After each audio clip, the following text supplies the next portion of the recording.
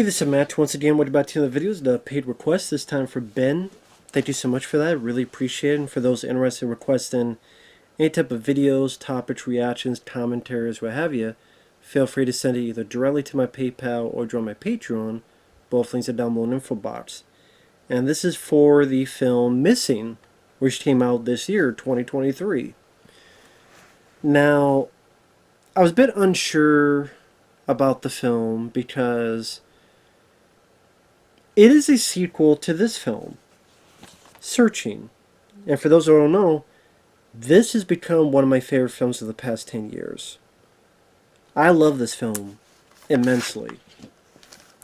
I love the way it's directed. I love how it gets to all the different ways we can view, in this case, John Cho's point of view of this computer screen with all the messages upon messages, and really get into how technology works and how we could solve all mystery within the containment of this format, emails, Facebook, YouTube, like all this stuff, and be able to tell a story in like a seamless way. It just felt very different. It felt very unique. It felt very refreshing to do it that way. And John Cho did a fantastic job with this. He did an excellent job. He deserves some kind of award recognition. He truly did. And the fact that this got nothing shows how full of shit, once again, how people like, or not people, but how the Oscars are full of shit. Always have been, always will be. This does take place in the same universe. It does get referenced. And it's done in the same way, the same format. Thus, it seems a little bit less refreshing, because it's already been done before, so. I will say, though, I liked it. I thought this was rather good. I guess I would have to say so far this is my favorite film of the year. Although I do have issues, mainly the third act. I don't think the third act in this is nearly as powerful as the first film. But overall, I did like it. I thought it was, for the most part, rather well done, rather well acted. And, like I said, I thought it went a bit, for me, off the rails in the third act, but this first two-thirds especially. I don't think the third act was awful. It didn't go into some downbeat, stupid territory. I don't want to say that. I would say if you're a fan of Searching, this is definitely worth the watch. Easily worth the watch. If I saw it for cheap, I would pick it up, sure. But I'm not running out to get it anytime soon. Now, it stars a girl, Storm Reid. And I remember she was in this film that a lot of people hated, but I didn't mind, called Don't Let Go. That was a guy who was an uncle whose some of his family died, and then he gets a phone call from his niece, but it's from 2 weeks ago.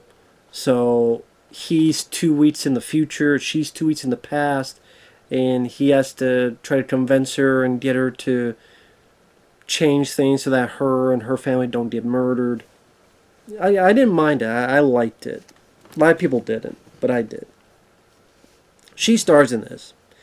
Now, while I don't think it's nowhere near as a masterful performance as John Cho, as this guy, she did a very capable job. She did a really good job.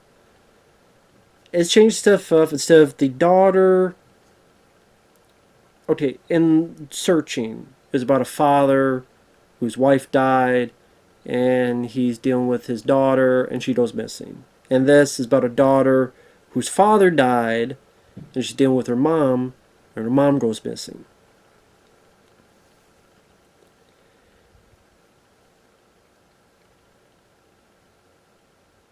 We see footage, kind of like in Searching, where it's older footage, in this case 2008, where it was a family trip, and you see the father had a nosebleed, and he might have died of a tumor. And then we get to modern time. I do like that it references this by, in this world, this was made into a, it was told unfiction. It was like the disappearance of blah blah blah. So they had other actors redoing scenes, and we're really one scene. And Storm Reid is watching this. What's that called when you, like Unsolved Mysteries, and others would do that, where they would have the scenes happen with different actors and dramatization of it. I thought that was kind of a fun way to link it with the first movie, where it's in the same universe and there's been a dramatization made of this case. I thought that was kind of cool. And let's say Storm Reid, she's a teenager, doesn't get along the best with her mom, but she's not being too unlikable. She's like, okay, mom, you gotta catch me a break, and okay, mom, I'm 18, give me some leeway. The mom's going on a trip with her new boyfriend. I think his name was Kevin, but I'm bad with names. And so this lawyer friend of the mom's going to babysit her, and here's some emergency money, but she's going to use it for parties, and there's some nice editing tricks and filmmaking tricks, like showing all the different phones and cameras of this party, and it's Father's Day, and she's saying about her dad. So with all the photos and pictures and videos people are taking, the filmmakers are able to edit to look like the camera's going a 360 and like a dizzy shot. But it's all these different cameras and pictures and angles. I thought that was very clever to do. To keep within its technological base, but do a spinning, like dizzying effect, like you see in other movies where person being overwhelmed and the camera spinning around them. But it was a nice different technique.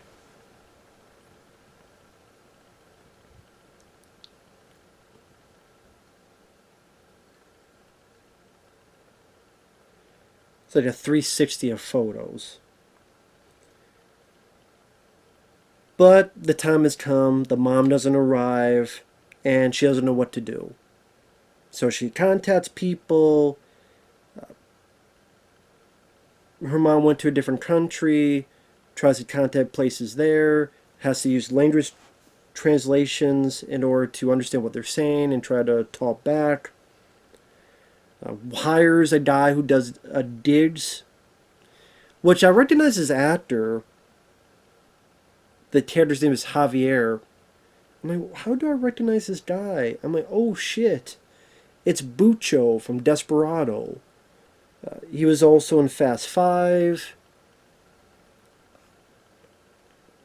I think he was in Behind Enemy Lines. But he was the main villain in Fast Five. But it's like Bucho from Desperado, cool. He plays a good guy, plays a nice guy. And he was one of my favorite parts. I mean, I know he's in the film quite a bit, but I was so greedy and selfish. I wanted to see even more of him. But he does become very essential to the story.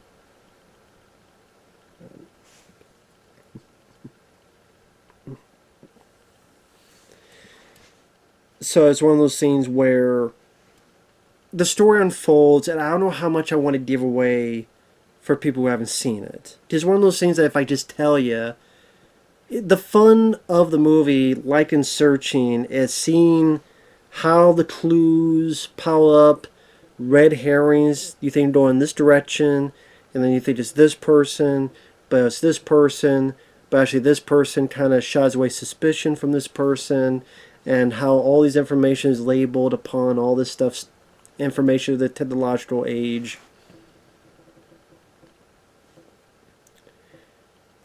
Like I said, if you like the style of the first movie, if you like the style in Searching, I think you'll like this film as well.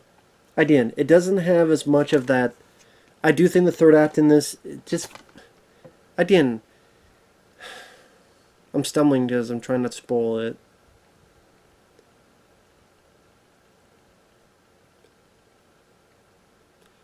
It doesn't have a Storm she did a good job. It's not going to beat John Cho's performance. And because you see for the first time it's more refreshing. When you see a repeat, it seems a little less refreshing, so it seems a little less impressive. But still, there's a lot of hard work being put into it. I mean, if that's the case, I would not mind seeing more movies done in this style to keep that intriguing mystery. It's a different type of way in the age of digital technology to tell a mystery story, where it's everything's at your fingertips anyway. So if this became like an anthology type of thing where every few years is another film like this, I would be more than curious about it because of the techniques involved. It's just fascinating to me. And it's again interesting to see how they work all this stuff in and this that. Again, spoilers. Spoilers starting now.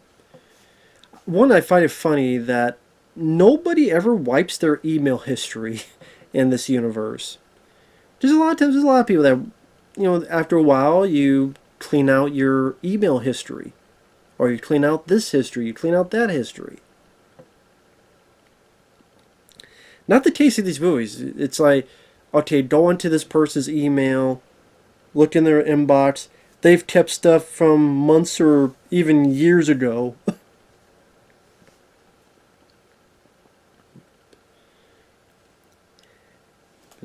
And it seemed like there are a lot of websites that would have been... I'll just spoil it because it'll make more sense as to why there's certain details that I thought the result of the Plan Searcher was much more interesting than here. As the movie goes along, she's wondering what's going on. Javier's helping her. Who is this Kevin guy? Wait a minute, he has all these fake names.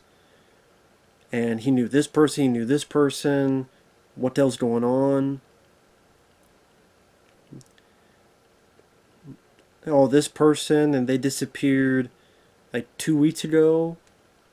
Oh, he has a criminal history, and he was a con man, and then more suspicion on him. But then, oh, well, he's cleaned up, and this and that. He doesn't do that anymore. Then suspicion of, well, is her mom was hiding something from her past? Could she be involved with this? Oh, this one girl was actually an actress hired to look like her mom. And there's a lot of things where, I mean, you just say for the first film, I guess in the first film I didn't notice it as much in this one, where if the FBI or someone else did a certain amount of things, maybe that's why in searching I could buy a bit more, because well, when you find out who the person is doing stuff, that person is such a higher authority, you see how maybe she would have, well, the person would have manipulated stuff behind the scenes. Here, less so. Like, for example, her voicemails. She finally is checking her voicemails, and you would think like the FBI would have been looking through those voicemails or other stuff. And thank God she didn't delete those voicemails. But I guess they made that a point in the movie.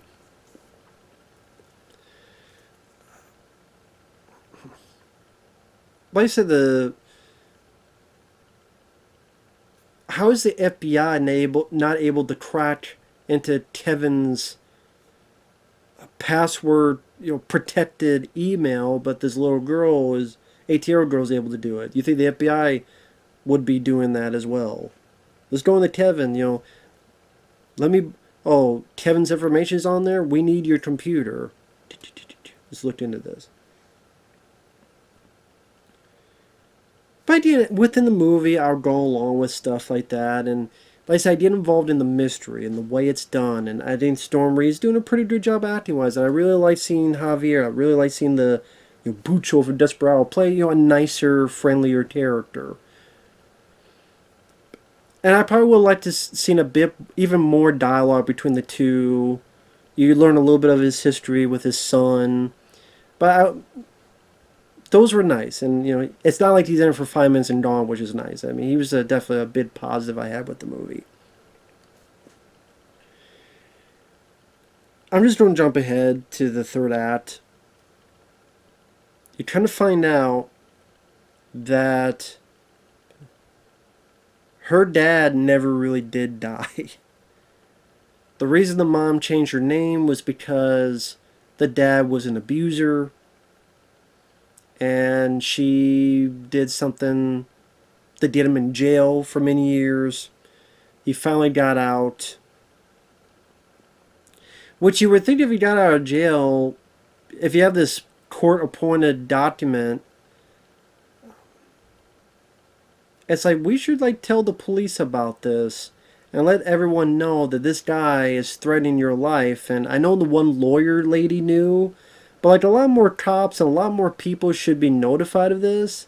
Like here's this guy and there's his name. That's what when this happens. Oh yeah, by the way, she told us that her abuser from all these years ago, he just got out of jail. So maybe it's him. I mean, the lawyer lady knew. I mean, all this other stuff, like, you could have...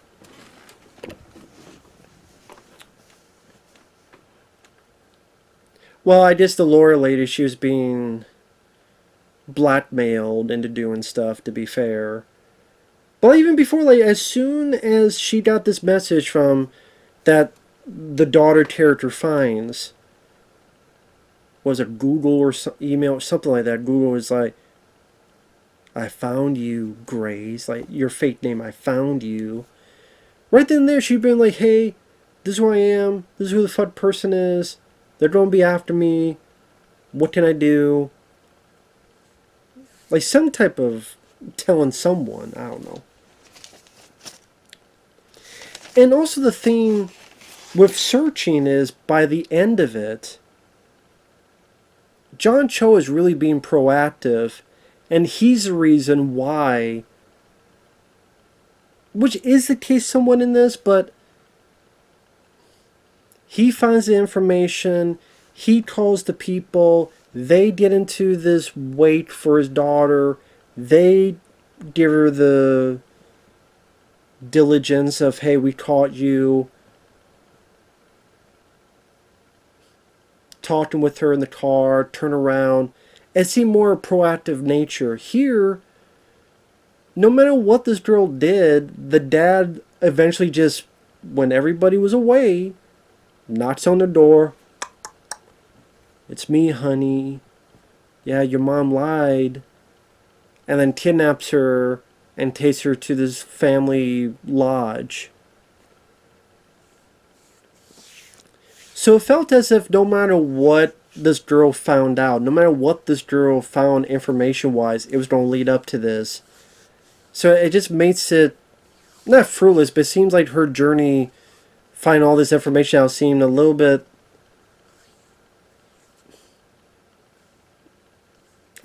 pointless in a weird way. Well, okay, maybe she finds this information out that might be her dad, but then like literally a few minutes later he's there and she would have noticed anyway. Or okay, maybe she didn't quite know, but she was leaning towards that direction, I guess.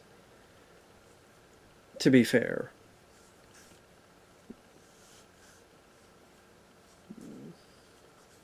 So maybe she... See, I'm already forgetting it. I'm sorry. I know I'm getting information wrong. I apologize. That's fucking wrong, dude. I know. Because I'm like... Okay, so it's the guy who got out of jail and he planned this all along to get this guy Kevin, this con man, to doing whatever he wanted him to do. What was in it for the con guy? I forget if it was money or something. Is like, well, I did all this, and I have a record, I did this all for you, and I'm like, well, why did you still did all this, and all this actress you hired, and thank God you let her go, and thank God, you know, you didn't do anything to her, or she didn't spill the beans earlier, and, like, why didn't the mom call the...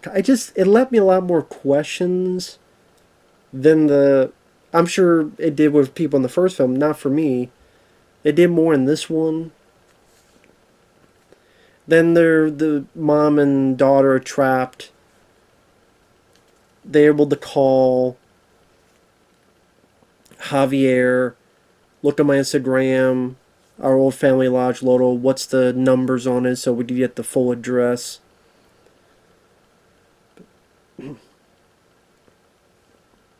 Which I don't know why the mom would not know the address of this family lodge, but I mean, it's a crazy situation. I wouldn't remember either, so I shouldn't talk. And then thankfully, when the dad took her, she had her phone there, and the computer on, of course, with the footage, security footage she had found, because that's what it was. She found the security footage and recognized that this room was like the family lodge. And then soon after, it was the guy arrived, and then she realized it was her dad by seeing him on the doorbell camera in front of her house. That's when she found out. But thankfully she had all that on, so she could go, "Hey Siri." This is like the biggest marketing gambit for Siri. Go get Siri or you will die. If they didn't have Siri, they'd be fucking dead. This is like a big advertisement for Siri. Hey Siri. Bleep. Which they do reference Siri before, because the mom doesn't know how to use it correctly, but then it gets paid off here. That's really like the third act, just something about it just... It just didn't click as much for me as this film, I will say. Do I think it was bad? No. It didn't end on a stupid downbeat note or anything.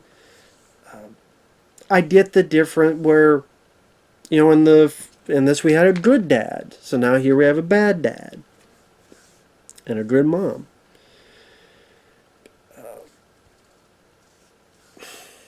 I don't know, it's one of those things that I guess someone could look at as, well, no. Maybe someone would look at it as like, huh, interesting. The bad guys in both films are white people. You know, someone could like, oh, in the first one it was a white person, this one's a white person. I'm not going to go that far. I'm just saying, I'm sure there's going to be someone going to be like, But no, I don't think it's woke or anything, not in the slightest. I just have a feeling someone would make that connection. I mean, hell, people make the connection that Alien and Predator are racist. So we'll go figure. So I do like the film. I do like the mystery. I do like the way it's shot. It is a nice successor to this film. If they did more films of this nature with a mystery, they did pull me in, kept me interested, kept me intrigued to see what would happen next. Like I said, when I got to the end of Searching, even though I remember not being 100% sold, but like, it was more like, oh, okay. I kind of saw it coming, but I think I do remember I kind of saw it coming because of one scene specific in the first Searching. But okay, yeah, I can see it. Yeah. It wasn't shot or anything, but it was like, okay, yeah. This, I guess I didn't see it coming. But it's more like, oh, okay, well, that guy just happened to have a nosebleed. That's a swerve. Yeah, you did make me bleed because of the nosebleed thing.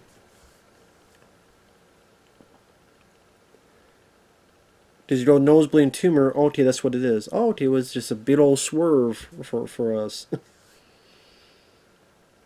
So, I think in retrospect, like, why the ending of this, it might have been a bit more predictable, but it just, in a weird way, made more sense to me when I do the follow through in my brain compared to this. But, like I said, that was my issue. Like, okay, this is the third act, and now he's kidnapped both of them, and he's in a lodge, and what? Okay. But I still rather did like the movie. I know I may not be sounding the best, because I didn't want to give all the mysteries away until I did the spoilers, but like I said, I did like a lot of the finding out who this person is, the end of this email, the end of this website, finding who this Kevin guy is and his past and so on and so forth.